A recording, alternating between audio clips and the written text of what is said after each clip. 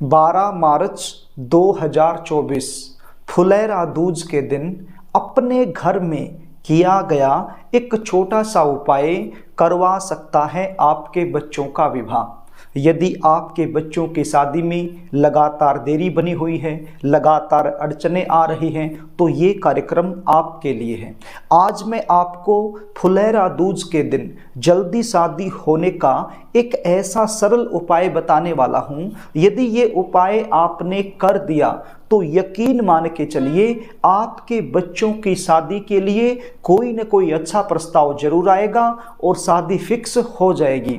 ये उपाय अपने घर में ही रहकर करना है और ये उपाय यदि बच्चे खुद करना चाहें तो खुद भी कर सकते हैं, और यदि बच्चे खुद नहीं कर पाते हैं तो ऐसी सिचुएशन में माता पिता अपने बच्चों के शीघ्र विवाह के लिए ये उपाय जरूर करें। कई बार सिचुएशन क्या होती है, आपके जो बच्चे होते हैं वो दिखने में भी सुंदर होते हैं, अच्छी खासी उनकी जॉब होती है, प्रभु की कृपा से आपके पास सब कुछ होता है, लेकिन शादी के लिए रिश्ता पक्का नहीं हो पाता है। ऐसा क्यों होता है? कई बार जन्म कुंडली में ग्रह और नक्षत्रों के कुछ ऐसे दुर्योग बन जाते हैं जिसके चलते रिश्ते तो आएंगे, बातें भी चलेंगी, लेकिन कोई भी बात, कोई भी रिश्ता सफलता तक नहीं पहुंच पाएगा, बीच में ही ब्रेक हो जाएगा। और यदि कई बार रिश्ता पक्का हो भी जाए तो बिल्कुल अंत में जाकर कोई न कोई ऐसी बात निकल कर सामने आएगी जिसके चलते बात बिगड़ जाएगी। कभी लड़की वाले मना कर देंगे, कभी लड़के वालों की तरफ से ना हो जाएगी, देखने वाले आएंगे, देख कर चले जाएंगे, लेकिन किसी भी प्रकार का पॉजिटिव रिप्लाई सामने से आपको मिल नहीं पाएगा। आप इंतजार करते रहेंगे। कुछ ऐसे रिश्ते आएंगे जो आपके लेवल के नहीं हैं, आपको पसंद नहीं है, तो आप अपनी तरफ से मना कर दोगे, और कुछ ऐसे रिश्ते जो आपके लेवल के हैं, आपको पसंद हैं, वो सामने से पक्का नहीं हो पाएगा। ऐसे में बच्चों की उम्र लगातार निकलती जाएगी।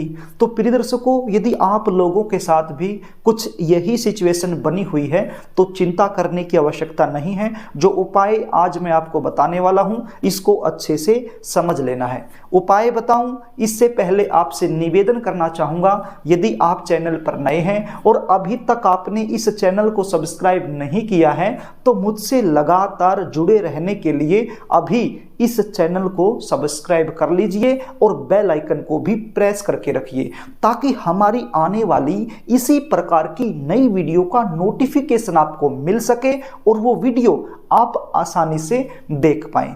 तो प्रिय दर्शकों, अब आप उपाय सुन लीजिए, इसको ध्यान से सुन लीजिए।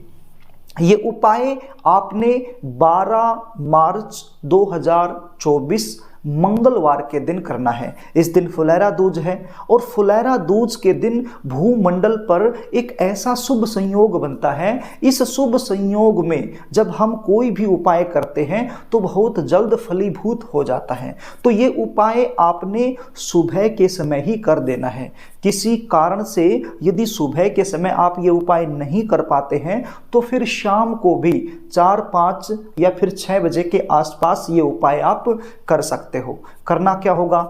नहा धोकर साफ सुथरे धुले हुए वस्त्र पहनकर आपने वहां बैठ जाना है जहां पर आप हर रोज दिया बत्ती करते हो, यानी कि आपके घर का जो पूजा मंदिर है वहां पर आपने बैठ जाना है और पूजा मंदिर में एक शुद्ध देसी घी का दीपक आपने लगा लेना है। सबसे पहले हाथ जोड़कर गणपति जी महाराज से आपने प्रार्थना करनी है अपने बच्चों के शीघ्र विवाह के लिए। और यदि आप बच्चे खुद ये उपाय कर रहे हो तो अपने शीघ्र विवाह के लिए गणपति जी महाराज से आपने प्रार्थना करनी है। ये उपाय करने के लिए आपके पास राधा कृष्ण की एक प्रतिमा होनी चाहिए। यदि आपके घर में पहले से उपलब्ध है तो नो प्रॉब्लम, उसको भी आप प्रयोग में ले सकते हो, और यदि नहीं है तो फिर आप बाजार से खरीद सकते हो। एक भोजपत्र आपके पास होना चाहिए। ये भोजपत्र क्या होता है आप स्क्रीन पर देख लीजिए। ये भी आपको बाजार से, जहाँ पर पूजा का सामान मिलता है वहाँ से आसानी से मिल जाएगा। तो 10 रुपये का भोजपत्र आप पहले से ही लेकर अपने पास रख लीजिए। पीले रंग का चंदन जरा सा आपको आवश्यकता पड़ने वाली है, तो वो भी आप बाजार से पहले से ही लेकर आ जाइए। और एक मोर पंख आपके पास होना चाहिए। यदि आपके घर में पहले से उपलब्ध है तो उसको भी आप प्रयोग में ले सकते हो, नहीं तो ये भी आपको बाजार से आसानी से मिल जाएगा। पीले रंग के फूल आपके पास होने चाहिए। कितने फूल? 7 फूल पीले रंग के होने चाहिए, तो उनकी भी आवश्यकता आपको पड़ने वाली है। ये सारी सामग्री पहले ही आप अपने पास लेकर बैठ जाइए। अब आपने भोजपत्र पर लिखना है। पीले रंग का जो चंदन मैंने आपको बताया था, तो पीले रंग की चंदन की सहायता से और इस मोर पंख की सहायता से आपने भोजपत्र पर लिखना है। क्या लिखना है? भोजपत्र पर सबसे पहले आपने लिखना है शुभ विवाह। क्या लिखना है? शुभ विवाह। उसके बाद जिस बच्चे के लिए आप ये उपाय कर रहे हो उसका नाम लिख देना है और उसके नीचे बच्चे की उम्र आपने लिख देनी है। तो ये 3 चीजें आपने लिख देनी है। सबसे पहले शुभ विवाह, उसके बाद बच्चे का नाम और उसके बाद बच्चे की उम्र। बच्चे की उम्र क्या लिखोगे? वर्तमान समय में जिस उम्र में बच्चा चला हुआ है वही उम्र आपने लिख देनी है। लिखने के बाद आपने इस भोजपत्र को, जो राधा कृष्ण की प्रतिमा आपके पूजा मंदिर में रखी हुई है, उसके सामने रख देना है। उसके बाद ये जो 7 पीले रंग के फूल हैं, ये भी आपने इस भोजपत्र के ऊपर ही रख देने हैं। उसके बाद आपने एक मंत्र का जाप करना है। मंत्र क्या है? आप स्क्रीन पर देख लीजिए और इसका उच्चारण मैं कर देता हूं। बड़ा ही आसान मंत्र है, इससे आसान मंत्र हो नहीं सकता, बस इसको समझने की आवश्यकता है। देखिए, यदि आप माता पिता हैं और अपने पुत्र के लिए ये उपाय कर रहे हैं, यानी कि अपने लड़के के लिए कर रहे हैं, तो मंत्र क्या बोलना है? ओम सृष्टिकर्ता मम पुत्र विभा कुरु कुरु स्वाहा। है ना आसान? एक बार और बोल देता हूं। ओम सृष्टिकर्ता मम पुत्र विभा कुरु कुरु स्वाहा। और यदि पुत्री के लिए कर रहे हो, यानी कि बेटी के लिए कर रहे हो, तो बोलना है ओम सृष्टिकर्ता मम पुत्री विभा कुरु कुरु स्वाहा। यदि पुत्र के लिए कर रहे हो तो पुत्र बोलना है, और यदि पुत्री के लिए कर रहे हो तो पुत्री बोलना है। और यदि बच्चे आप खुद अपने लिए कर रहे हो तो फिर क्या बोलोगे? फिर बोलना है ओम सृष्टिकर्ता मम विभा कुरु कुरु स्वाहा। बस इस प्रकार से आपने बोलना है और इस मंत्र को 108 बार बोल देना है। यदि इतना समय आपके पास नहीं है तो फिर कम से कम 21 बार जरूर बोलना है। ये मंत्र बोलने के बाद हाथ जोड़ करके राधा कृष्ण से प्रार्थना करनी है कि हे परमपिता परमेश्वर, हे राधा मैया, मेरे बच्चों के विवाह में लगातार देरी बनी हुई है, लगातार अड़चने आ रही हैं, ये अड़चने दूर हो जाएं, इसी उद्देश्य को लेकर के मैंने ये उपाय किया है। कृपा करके आप मुझे इस उपाय में सफलता दिलाएं। ऐसी प्रार्थना आपने करनी है। और यदि आप बच्चे हो तो भी आपने इसी प्रकार से प्रार्थना कर लेनी है। प्रार्थना करने के बाद आपने इस भोजपत्र को फोल्ड कर लेना है और ये जो पीले रंग के 7 फूल आपने अर्पित किए हैं, इनको भी यहाँ से उठा लेना है। और आपके आसपास कोई ऐसा मंदिर जिसके अंदर राधा कृष्ण की प्रतिमा रखी गई है, तो उस प्रतिमा के सामने आपने इनको रख देना है मंदिर में जाकर, और साथ में कुछ दक्षिणा भी आपने रख देनी है। आप समझ रहे हैं?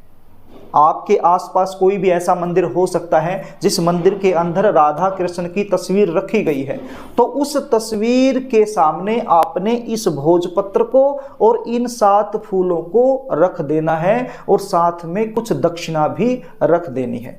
और यदि कोई ऐसा मंदिर नहीं है जहां पर राधा कृष्ण की प्रतिमा है, तो फिर क्या करेंगे?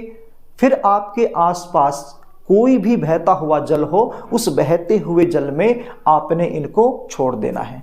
तो वहां पर दक्षिणा डालने की आवश्यकता नहीं है, वहां पर तो केवल भोजपत्र और ये 7 फूल पीले रंग के, ये आपने जल प्रवाह कर देने हैं। आपके आसपास कोई नदी, नहर निकल रही है, रजभाया निकल रहा है, तो वहां पर आपने इनको डाल देना है। बस ये उपाय आपने करना है। यदि आप सुबह के समय करते हो तो आपके लिए अच्छा रहेगा, क्योंकि पूजा के बाद आपने इनको जल प्रवाह या मंदिर में भी रख के आना है, तो आप आसानी से रख के आ सकते हो। यदि आप शाम को करोगे तो फिर 5 या 6 बजे से पहले पहले कर लीजिए, क्योंकि फिर आप जाओगे, यदि लेट करोगे तो मंदिर बंद हो जाएंगे और रात्रि में फिर आप जल प्रवाह कहाँ करने जाओगे, तो ये समस्या बनेगी आपके साथ। इसलिए कहता हूँ सुबह के समय यदि आप ये उपाय करो तो आपके लिए अति श्रेष्ठ है। बस एक ही दिन का उपाय है।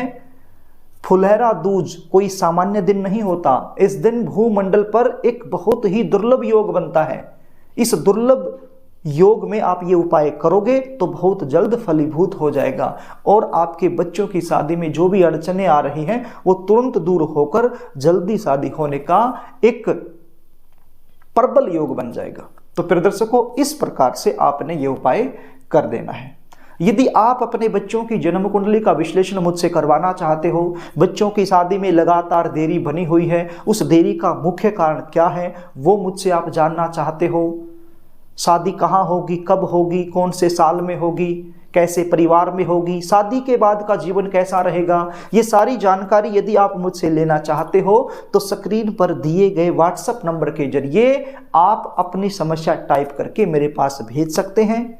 अपने बच्चों की जन्म कुंडली या फिर जन्म डिटेल लिखकर मेरे पास भेज सकते हैं और मुझसे जन्म कुंडली का साइंटिफिक तरीके से सटीक विश्लेषण करवा सकते हैं। जन्म कुंडली विश्लेषण की हमारी फीस होती है, वो आपको पे करनी होती है, उसके बाद संपूर्ण जानकारी आपको दे दी जाती है। तो प्रिय दर्शकों, यदि कार्यक्रम आपको अच्छा लगे तो इस वीडियो को लाइक करना, इसको शेयर भी करना, ताकि किसी जरूरतमंद के पास ये पहुंच जाए, उसको इसका लाभ मिल जाए और आप पुण्य के भागीदार बन जाएं। और कमेंट बॉक्स में राधा कृष्ण जरूर लिखना। आज के लिए बस इतना ही, आगे फिर मिलेंगे, तब तक के लिए नमस्कार।